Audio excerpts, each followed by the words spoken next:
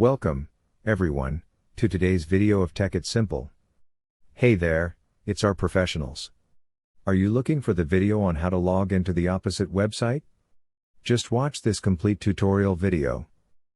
In order to log into the website, first, you need to open your Google Chrome and search for AppOSR login.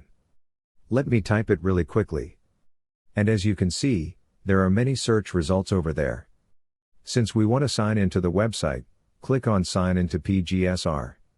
Here you are redirected to the login page of the official website. You can also sign in with different services like Google, Microsoft, and Xero, but your account must be linked with the services first. Then you can log in with this. Else you can just log in with this email address. Let me put the email address as tempusir@gmail.com. After this, you need to fill in the password. Make sure your password is correct.